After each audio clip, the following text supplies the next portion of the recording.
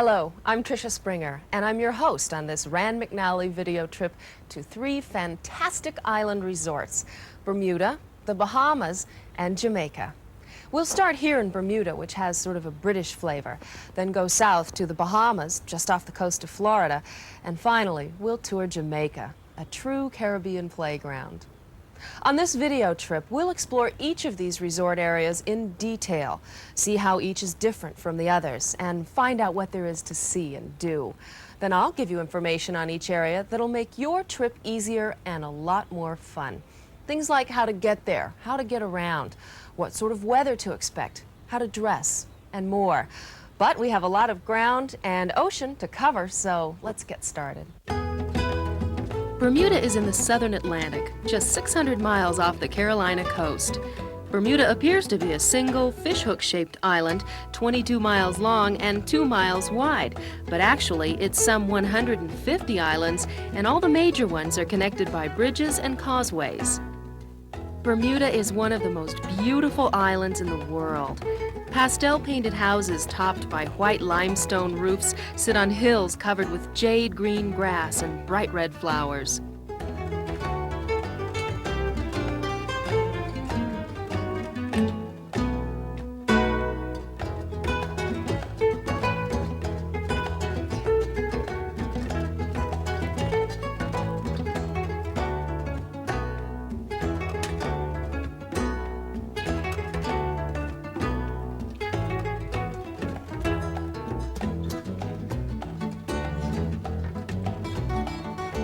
Water in shades of turquoise, blue, and green can be seen from just about any vantage point. Bermuda has many claims to fame. It's the 3rd richest country per capita in the world. There's no pollution, no unemployment, no income tax, and no illiteracy. Also, Bermuda's waters are, by scientific measurement, the clearest in the Atlantic. And it may be just about the most immaculate place you've ever seen. Bermudians have a great pride in their homeland, and you absolutely will not see litter, graffiti, or any of the other afflictions of modern society. Even the color of the beaches is special. Perhaps nowhere else in the world will you find beaches the color of a bride's blush. When the sun is right, they take on a pink tint, and this has become a Bermuda trademark. The sand is actually made up of millions and millions of tiny pink coral shells, but it feels just like any other sand. Automobiles in Bermuda shine like the sun. You can't find a rust spot on any of them. You see, when Bermudians need a new car, they cut their old one in half and just throw it away. Otherwise, they have to wait an entire year before they're allowed to purchase a replacement. Bermuda is small enough to allow you to get most of your serious sightseeing done in only a day or two.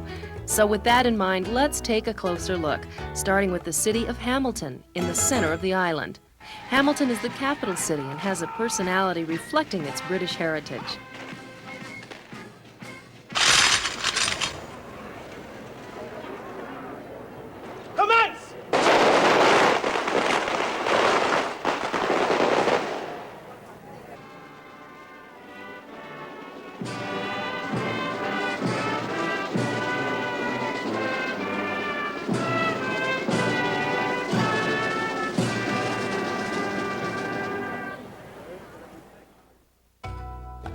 A walking tour only takes about an hour, and you can pick up a map at the Visitor Center at the west end of Front Street.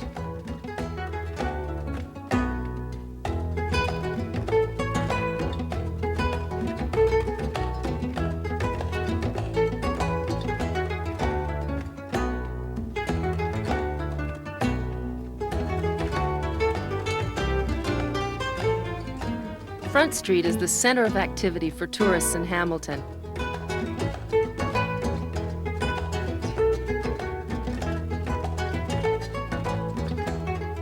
Easter egg-colored buildings overlook the harbor and offer great values on imported goods: British woolens and china, French perfumes, crystal and cotton, Swiss watches, and jewelry. Horse-drawn carriages wait under a shade tree to offer leisurely tours of downtown Hamilton, or just a friendly nuzzle to a passerby. and a courteous Bobby stands in the birdcage at Queen Street to keep the few cars and hundreds of mopeds flowing smoothly during the daily rush hour.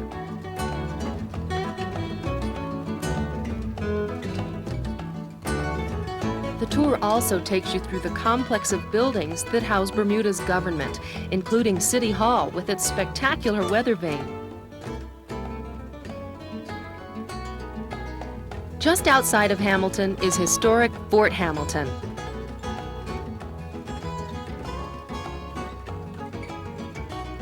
A short climb gives you a spectacular view of the entire city and harbor.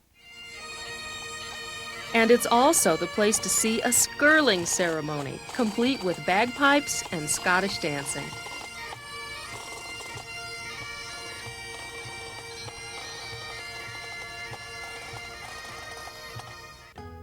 Going down the South Shore Road west from Hamilton, we find beaches, beaches, and more beaches. Elbow Bay, Astwood Beach, Warwick Long Bay, Jobson Cove, Chaplin Bay, Horseshoe Bay, and Easy Whale Bay, to name a few. Imagine having your pick of all these beaches, or having a beach all to yourself. Continuing on around the coast, you'll cross over Somerset Bridge, the world's smallest drawbridge. It opens only wide enough to allow a sailboat mast to pass through. At the very northern tip of Bermuda, at the point of the fish hook, you'll find the Maritime Museum.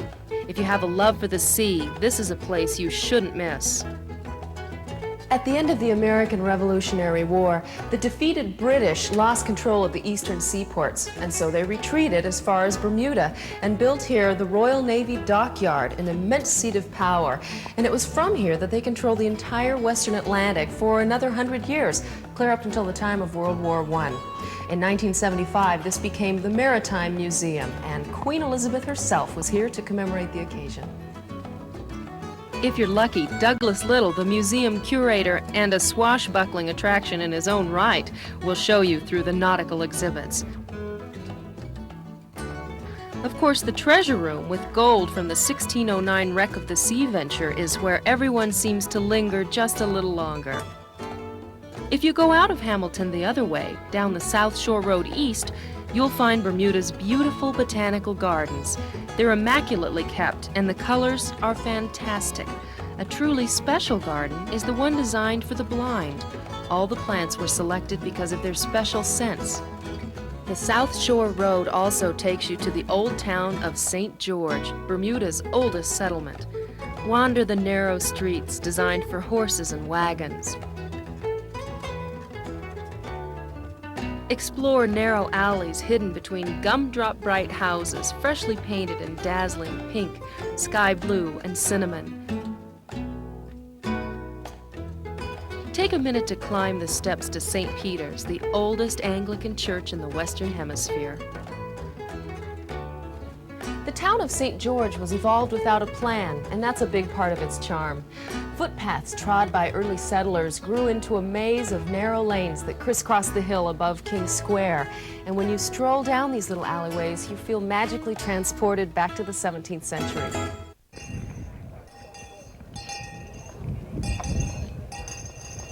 Wednesday is an ideal day to visit St. George, when the noonday cannon is fired and miscreants, almost always women in the old days, are ducked in the water until they repent their transgressions.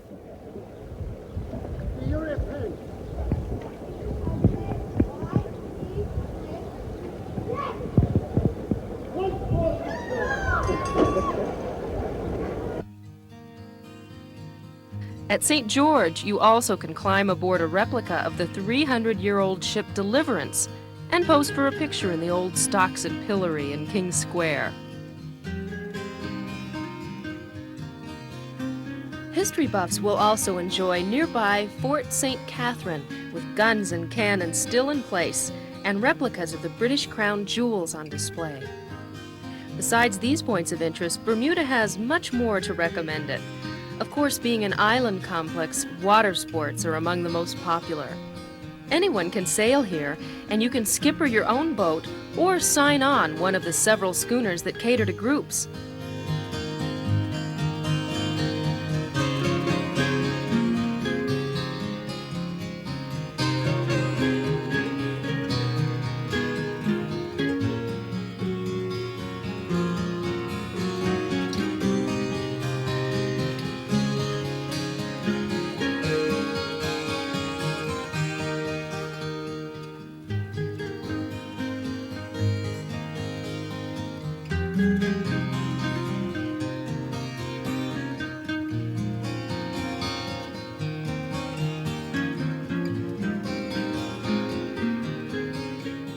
There's also windsurfing, water skiing, and great deep sea fishing on one of the many charter boats based around the harbors. Swimming, snorkeling, and scuba diving are fantastic at just about any one of the beautiful pink beaches. The water is warmest from late spring to early fall, but even in midwinter, there may be days when you can get in for a while. The shallow reefs surrounding Bermuda have taken their toll on ships over the years, and there have been as many as 200 wrecks identified. Many of them are easily viewed with scuba or snorkeling gear. Sunbathing is popular year-round, and the farther you go outside of Hamilton, the fewer people you'll see on the beach.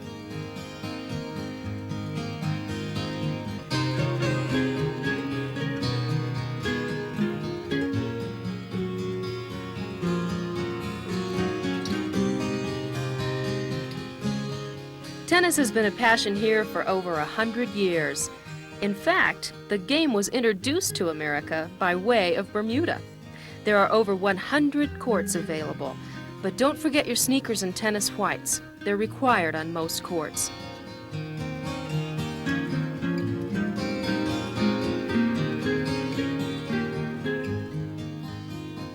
There are 9 golf courses on the island, including 2 designed by Robert Trent Jones.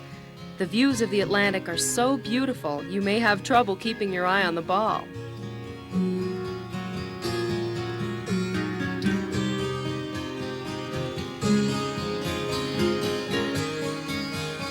And as if all that weren't enough, the nightlife on Bermuda is surprisingly exciting.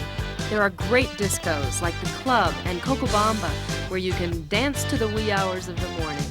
And pub hopping is always popular. There are even Las Vegas-style shows at the larger hotels. You certainly don't have to worry about running out of things to do.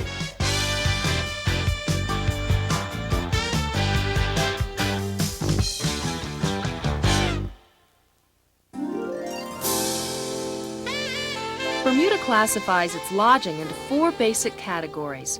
There are resort hotels with all the amenities you could possibly expect, including beaches, golf courses, and tennis courts. Then there are the cottage colonies, something unique to Bermuda. These are individual cottages with a central clubhouse housing a dining room, lounge, and bar. There are housekeeping cottages, which are similar to cottage colonies, but without the central clubhouse. However, some of these are in the ultra-luxurious category. Finally, there are the guest houses, which are similar to bed and breakfast establishments in the States. There's also a Club Med here, as well as 2 elegant private clubs. You must be recommended by a member before you're allowed to stay at either. In the resort category, the Elbow Beach Hotel has a variety of rooms and private cottages. In the 34-acre complex, there are lighted tennis courts, an Olympic-sized pool, a health club, and 3 restaurants. In the evening, you can relax in a British pub or dance on the largest dance floor in Bermuda. Other resort hotels include Marriott's Castle Harbor, which sprawls across 250 landscaped acres near the eastern end of Bermuda. You can play golf on a championship course, play tennis, or just lay on the hotel's own beach. West of Hamilton, the Southampton Princess has a spectacular view from its hilltop setting. Its par 3 golf course is beautifully manicured, and the hotel beach has great swimming and snorkeling. In downtown Hamilton, right on the harbor, the Princess is just a short walk from the shops on Front Street, and guests have the use of facilities at the Southampton Princess. If you're looking for a vacation where you can just relax and enjoy a quality lifestyle, you definitely should consider Bermuda. And here's some helpful information for planning your trip. Bermuda is only 2 hours from New York by jet, or you can take a love boat and sail from New York. Cruises are available that last anywhere from 3 days to a full week. They dock right on Front Street in Hamilton. Upon your arrival in Bermuda, you'll need to show your return ticket plus proof of citizenship, either a passport, birth certificate, or voter registration card. And when you leave, be sure to have $10 cash for departure tax for each person in your party. Getting around on the island is not only easy, it's fun. There are no rental cars on Bermuda. So how do you get around? Simple. Taxis can be found anywhere, and the drivers are great guides. There's an excellent bus system, and ferries run frequently from Hamilton to the western end of Bermuda. And of course, there are moped rentals. These are really fun. You can scoot around the whole island on a moped, and getting there is half the fun. Driving is on the left side of the road, and the maximum speed limit anywhere on the island is 20 miles per hour.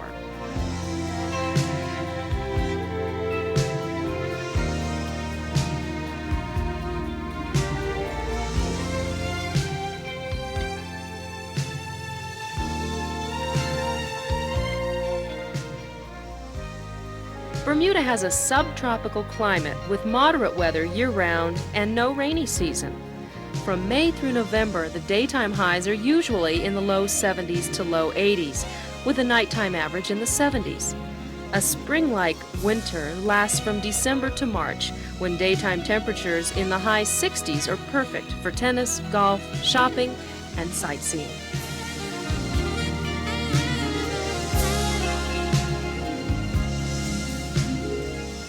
As a rule of thumb, dress conservatively.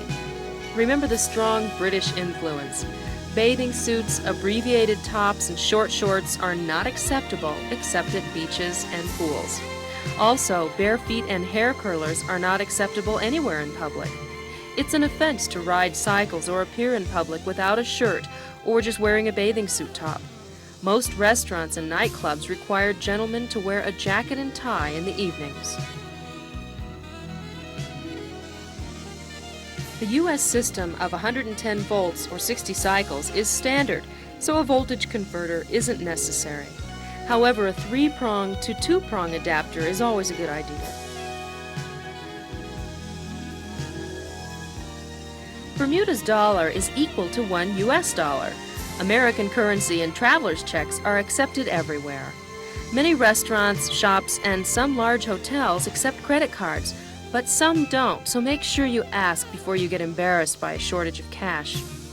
Also, most restaurants and hotels automatically add a 15% gratuity to the bill, so check before you leave a tip. Next stop, the Bahamas, a cluster of islands just off the coast of Florida. They were settled by the British in 1656 and remained a part of the British Empire until 1973, when the Bahamas became self-governed. I'm on the island of New Providence, where you'll find the Bahamian capital, the exciting and colorful city of Nassau. Here, the history, the sailing, the fishing, the resort life, and gambling have made tourism the #1 industry. The Bahamas stretch for 750 miles from Florida to Haiti, and from the Atlantic well into the Caribbean. About a dozen islands have facilities for travelers. The rest are tiny, uninhabited places that make perfect getaways for those in search of privacy for a day. Columbus's discovery of America was actually on Bahamian soil in 1492. However, the islands were basically uninhabited until the British settled here in 1648. The Bahamas remained in the hands of the Crown until 1973. Awaiting you are the sun, brilliant beaches, coconut palms, abundant sports fishing, and a climate coddled by the trade winds. There are, in fact, 2 Bahamas. There's the sizzle and sophistication of Nassau, Cable Beach, Paradise Island, and Freeport with almost non-stop action day and night. It's somewhat like Las Vegas with water. And then there are the other Bahamas, the out islands, often called the family islands, with lovely quiet hideaways, with endless miles of white and pink sand beaches, clear waters, and a serene, laid-back lifestyle.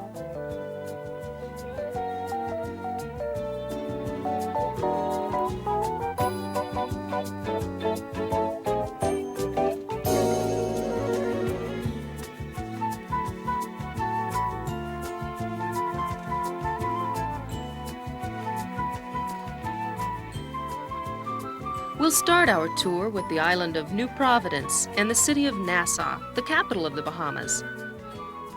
Nassau is at the center of the Bahamas archipelago and is the crossroads of the nation's air and sea lanes. Old world charm and new world glamour are combined in Nassau. You see stately colonial buildings, monuments, and homes. Let's begin with a quick walking tour of Nassau. You can start your journey at Rawson Square between Prince George Wharf and Bay Street. It's a small plaza where you'll see a statue of the first Bahamian Governor-General, Sir Milo B. Butler. It's also the perfect place to hire a horse-drawn surrey for a pleasant excursion along the shady streets of Old Nassau. Across the street is Parliament Square, the center of Bahamian government. Parliament Square is graced by the lovely colonial architecture of the Houses of Parliament, the old colonial secretary's office, the Supreme Court, and a statue of Queen Victoria. Not far away, at the top of Elizabeth Avenue, is the Queen's Staircase. Climb 102 feet up steps hand-cut by slaves into the limestone hill overlooking Nassau. The 66 steps were carved to provide an escape route for troops garrisoned at Fort Fincastle, and were later named in honor of Queen Victoria. Fort Fincastle is at the top of the Queen's Staircase. It was built in 1793 in the unusual shape of a ship's bow. Like many forts in the Caribbean, however, its guns were never used.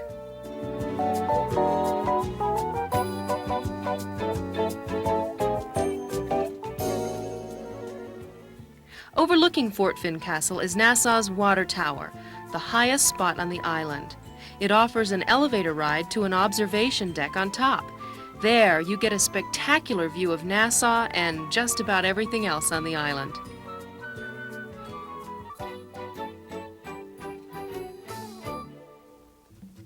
Every visitor to Nassau must visit the Ardastra Gardens.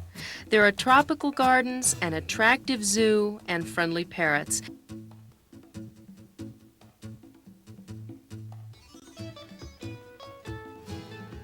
And then there are the stars of the gardens, the marching flamingos. Yes, they actually do march in unison to voice commands given by their drill master. This alone is worth a trip to Nassau. Paradise Island is north of Nassau, just across a narrow causeway, and it certainly doesn't take long to explore. It's a tiny island, only 2.5 miles long, and you can see it all in less than an hour.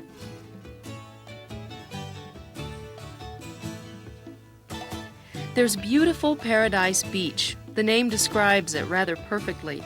And, of course, the casino, deluxe hotels, and golf course. Besides Nassau, Grand Bahamas Island is the other major tourist destination. Its main city, Freeport, was established in the 1950s, so it doesn't have the charm and history of Nassau. However, it tends to be a little less expensive than Nassau, and certainly has as much action in the casinos and beaches. This is the International Bazaar, one of the most popular attractions here in Freeport, and it's a great place to spend your winnings after a night in the casino. Only do try to win big, because some of this stuff is pretty expensive. Wander through winding, tiled paths and explore the shops, restaurants, and outdoor cafes. Look for bargains from every corner of the globe, priced from 10 to 40% lower than the same goods sold in the U.S.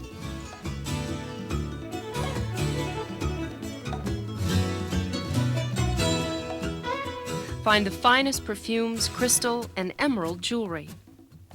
Adjoining the bazaar is the straw market with its shoulder-to-shoulder stalls.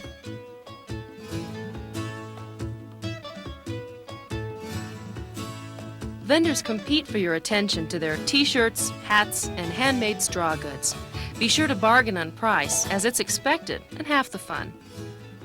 Just 5 minutes from Freeport is the Rand Memorial Nature Center.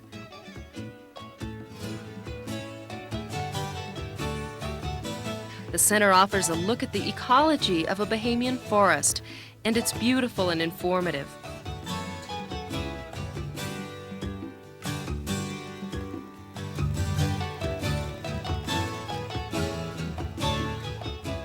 Take a nature walk yourself, or go with a guide who knows the birds and flamingos on a personal basis.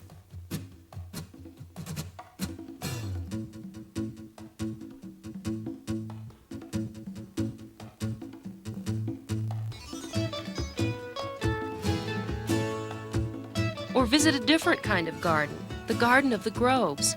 12 acres of colorful flowers and reflecting pools. The gardens were developed by the founder of Freeport, American financier Wallace Groves, and his wife, as a haven for those seeking a peaceful spot in the hectic modern-day world.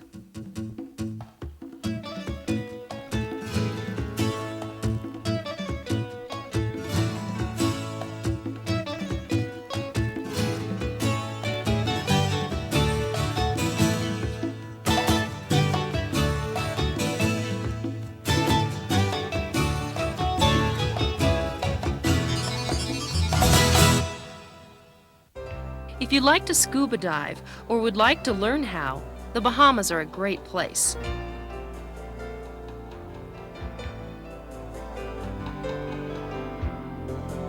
Instruction is available in both Nassau and Freeport, and the warm, clear waters are home to beautiful coral formations and neon-colored tropical fish. Every outdoor activity you can imagine can be found in the Bahamas. Golfers can play a different course every day, including 6 in Freeport and 3 in Nassau. Or, tennis anyone? There are over 100 courts throughout the islands. You want water sports? The Bahamas have got them. Boating is popular, and you can charter a boat almost any size or type, sail or power, with or without a crew for a few hours or a few days. The Bahamas waters are perfect.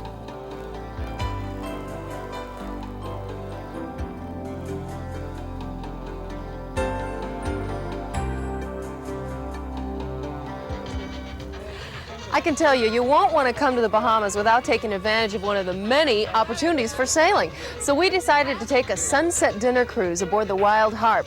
This is the very boat that was featured in the James Bond movie Never Say Never Again. And I can tell you, everybody on board is having a pretty good time.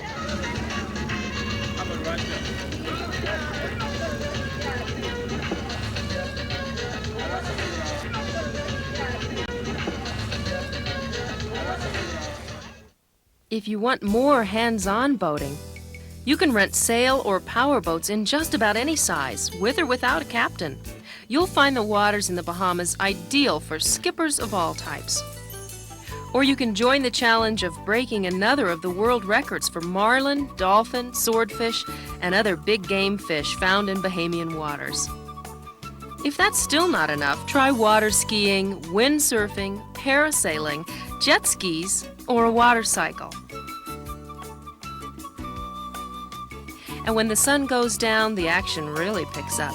Tempt Lady Luck at the casinos. Enjoy a Las Vegas-style show. Or dance with the beautiful people at any of the many discos. Another aspect of the islands that helps make your visit to the Bahamas a uniquely personal experience is the Bahamas People-to-People program. Bahamian volunteers open their homes to give you a glimpse of Bahamian life as you might experience it when visiting a friend or relative native to the Bahamas.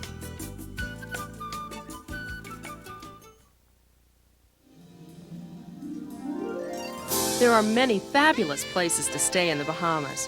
Around Nassau, resort hotels are centered in 2 areas: Paradise Island, about 2 miles east of downtown, and Cable Beach, about 4 miles west.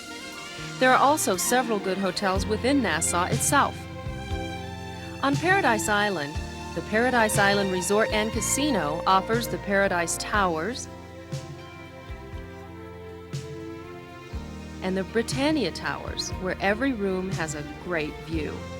You can enjoy 3 miles of beaches, 12 restaurants, and a stylish casino, one of 3 in the Nassau area. In Cable Beach, the top hotels include the Cable Beach Hotel and Casino and the Wyndham Ambassador Beach Hotel.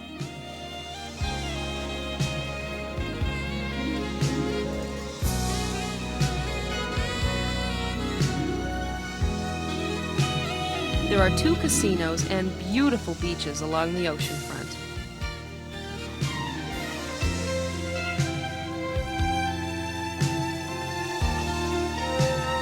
If you're looking for something more intimate, the Pilot House, just across from the Nassau Yacht Club, offers comfortable rooms and one of the best restaurants in the islands. The Bahamas are a great place to spend a vacation, an interesting blend of deserted islands and ultra-sophisticated casinos. And here's a little information to help make your stay more enjoyable. The Bahamas are close enough to the United States for people to hop over in their boat or private plane for the weekend. Bimini is only 50 miles off the coast of Miami. Grand Bahama is 60 miles from Palm Beach, and Nassau is about 150 miles away, just 35 minutes by jet from Miami.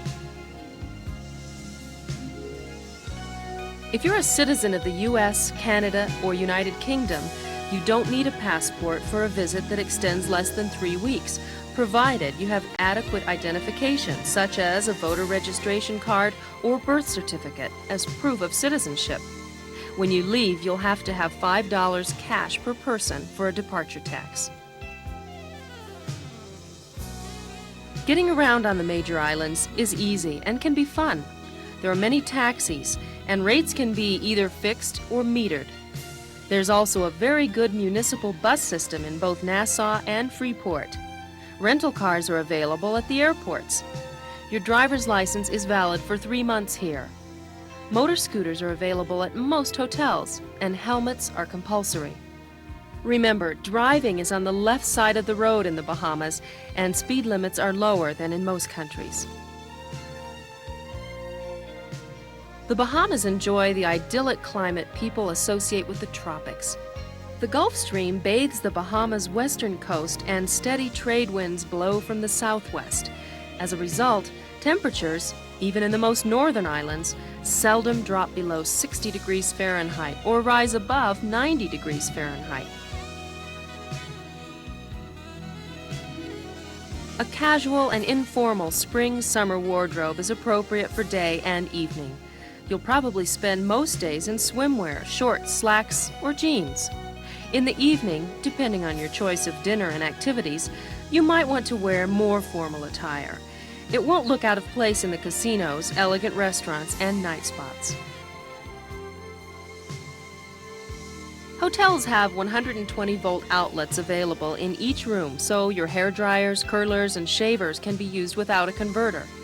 You may want to bring a few 3-prong to 2-prong adapters, however. The Bahamian dollar is freely interchanged with the U.S. dollar at par. Banks and hotels can easily change other currencies at prevailing rates. Well, it's time to say bye-bye, Bahamas, and hello, Jamaica. I'm standing in front of Kingston, the capital city here in Jamaica. It's also the largest English-speaking city south of Miami, and it sits on the 7th largest harbor in the whole world. Jamaica is only 90 minutes from Miami by jet. It lies in the Caribbean just south of Cuba. In fact, you fly over Cuba going to and from. Jamaica is a fairly large island, much larger than Bermuda, for instance, at about 4,000 square miles. Its major cities include Negril, Montego Bay, Ocho, Rios, Port Antonio, and of course, Kingston. Jamaica is a true Caribbean island, and as such, is a land of vivid contrasts.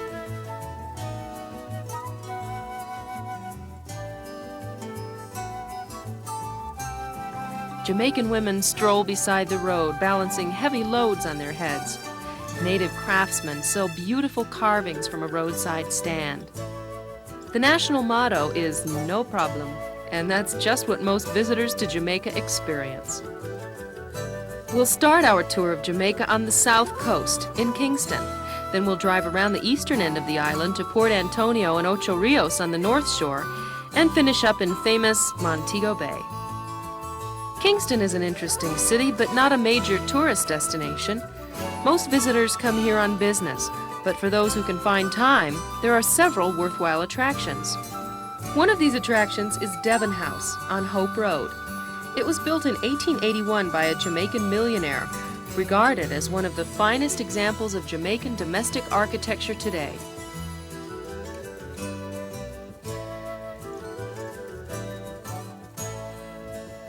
Another popular spot is the Bob Marley Museum. The museum is housed in the recording studio of the late Bob Marley, father of reggae music. If you drive from Kingston to Port Antonio, you'll pass a turnoff to Reach Falls. Reach Falls is one of the largest waterfalls in the area and has a natural pool that's great for diving and swimming. To get to the pool, you have to climb down stairs cut into the cliffside. Be advised that the road to the falls is still primitive and requires perseverance and a good car, but it's certainly worth the effort.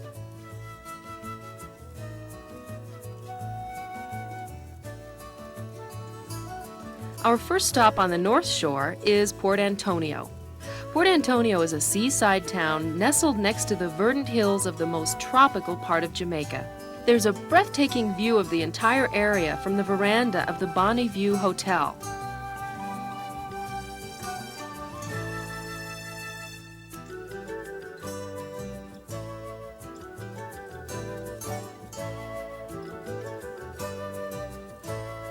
And for some really wild shopping, try the local market in downtown Port Antonio.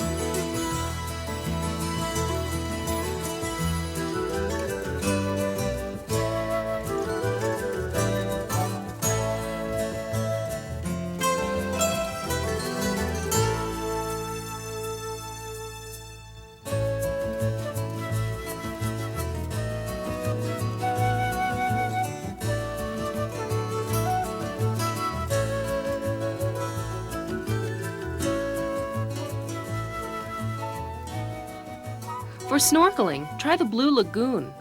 The lagoon is protected by a reef which teems with neon-colored tropical fish.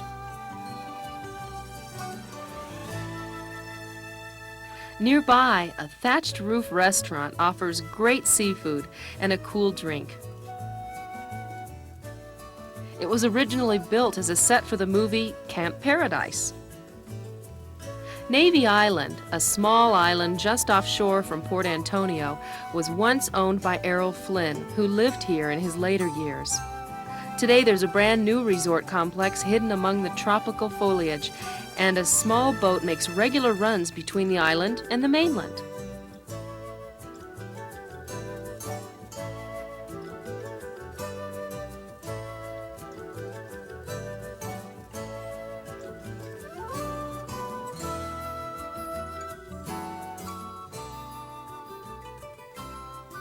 Another interesting location near Port Antonio is the Trident Castle. This is the only castle in Jamaica, and it's quite possibly the newest castle in the whole world, being built in 1981 and modeled after a 19th century Bavarian castle. Well, local legend has it that one dark and eerie night, without a moon in the sky, suddenly a bolt of lightning comes out of nowhere and strikes one of those towers, burning off all the shingles. Well, there were workmen staying in the castle that night, and they were so frightened they've never gotten them to stay here again. So, in the grand European tradition, perhaps even this Caribbean castle is haunted. On the way to Ocho Rios, you should stop at Somerset Falls.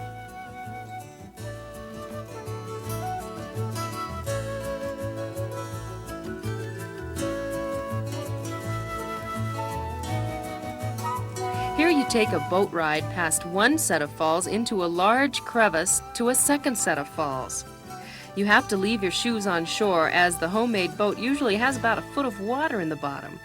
Don't worry though, the captain says it's never sunk. Nearby Ocho Rios hasn't grown much beyond its village origin. It used to be an old pirate hangout. Imagine pirates right where you're standing.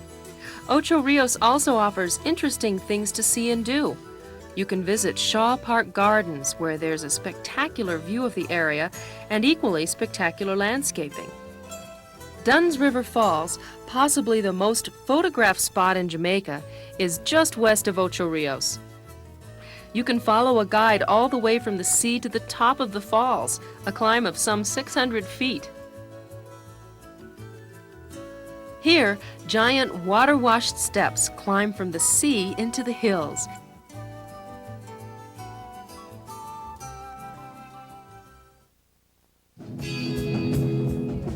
In the evening, experience a great floor show at the little pub in downtown Ocho, Rios. There's high-energy singing and colorful dances to a Jamaican beat.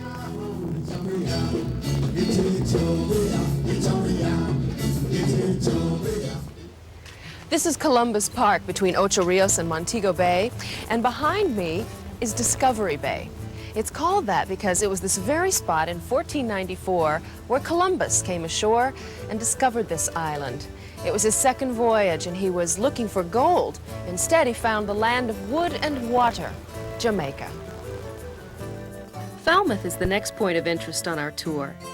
In its heyday, Falmouth was the busiest port on the north side. Many of the original buildings can still be seen.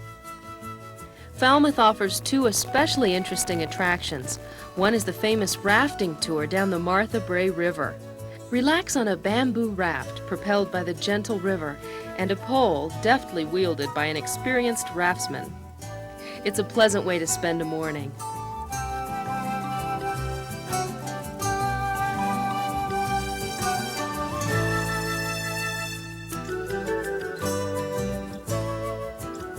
Also near Falmouth, be sure to see Rose Hall Great House.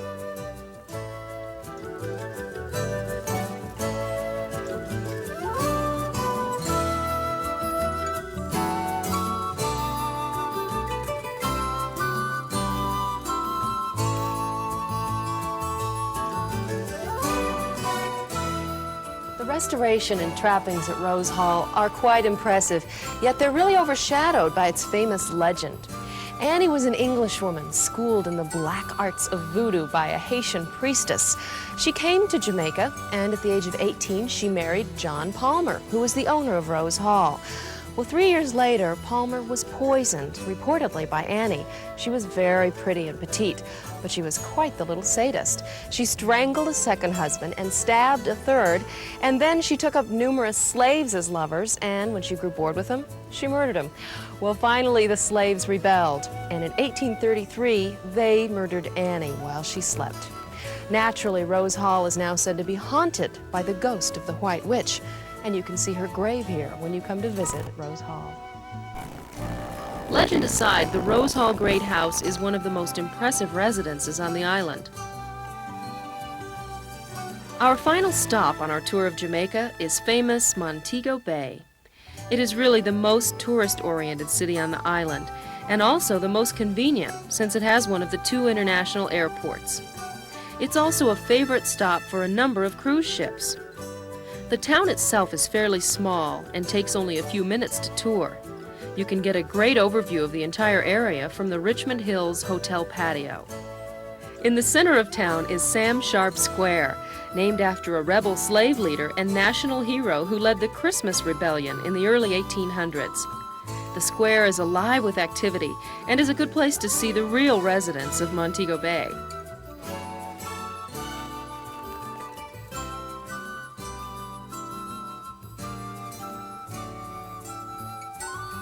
Also here is the Cage. It was built in 1807 as a lockup to hold runaway slaves, disorderly seamen, and other vagrants. It now houses a tour office.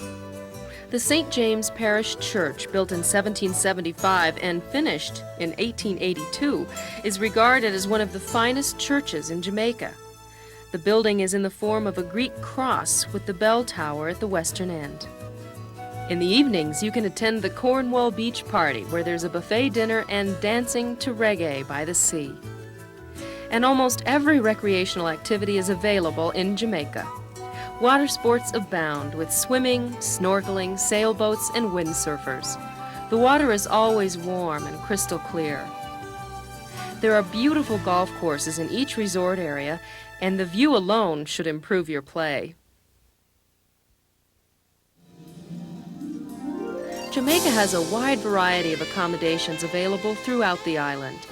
In Kingston, the Pegasus is popular with both tourists and people traveling on business.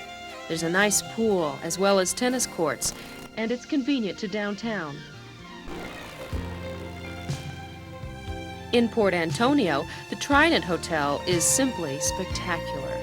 Beautiful peacocks roam the landscape grounds, while waves crash on rocks right below your own balcony.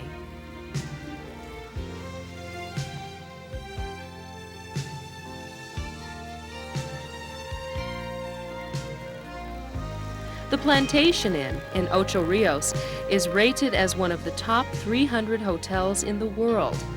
The white buildings sit on a beautiful stretch of beach, and a small reef just offshore is a great place for snorkeling.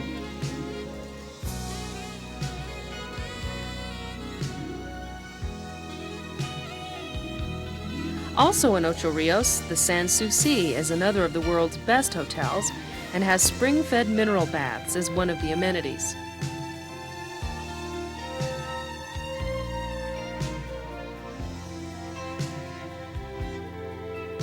The Club Casa Montego in Montego Bay is popular with people who like a little more action on their vacation. It has a wild disco and a large pool. One of Montego Bay's best beaches is just across the street. Just to the east of Montego Bay, the Half Moon Club offers an all-inclusive package in a sophisticated atmosphere. It also rates as one of the world's top hotels. Jamaica has been a leader in the development of couples-only resorts. No singles and no children allowed. This makes a great atmosphere for two people to just have fun. Two of the most popular couples-only resorts are the appropriately named Couples in Ocho Rios and Sandals in Montego Bay. At both, the rates are all-inclusive and cover everything from food to sailboats and snorkeling gear. Jamaica can be a powerful attraction. Some think voodoo is involved, but seriously, if you'd like to vacation in Jamaica, here are some things you should know.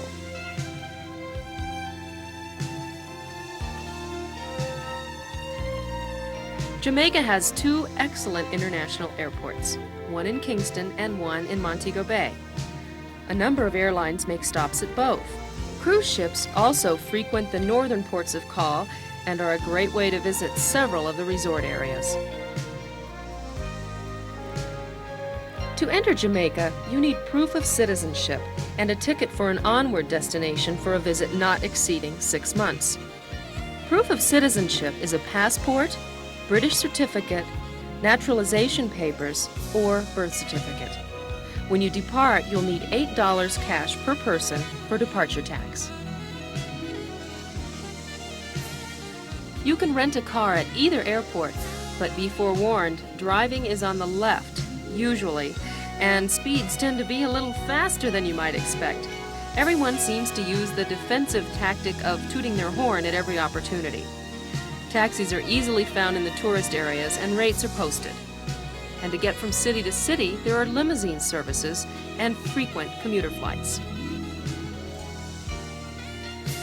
The average yearly temperature is 82 degrees Fahrenheit, but you may need a light sweater in the evenings. Daytime dress in the resort areas is informal, but most of the nicer hotels require casual evening wear for women and jackets for men in the dining and nightclub rooms. Under Jamaican law, it is illegal to take Jamaican currency into or out of the island, or to make any payment in currency other than Jamaican dollars. Currency may be exchanged at any bank during regular business hours or at exchange bureaus in the airports and hotels island-wide.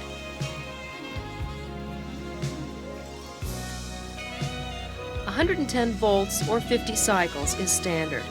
220 volts is available in many hotels.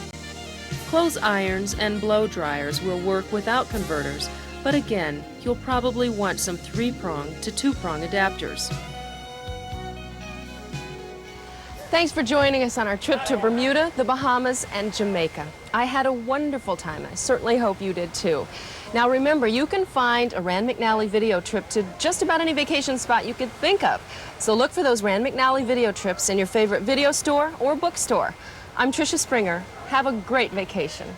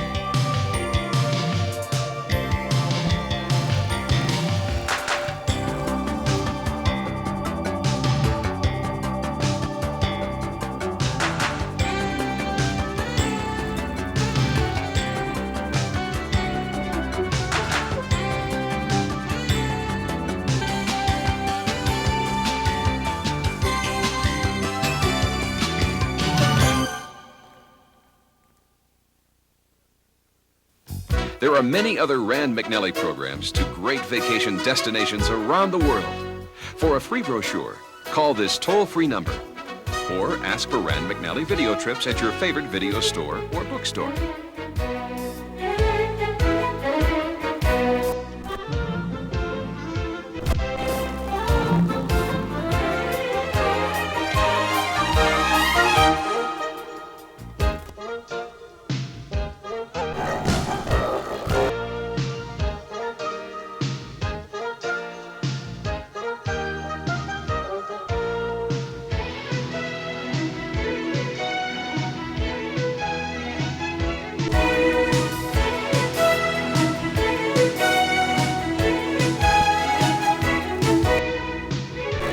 It's the best way to make sure your vacation is exactly the way you want it to be.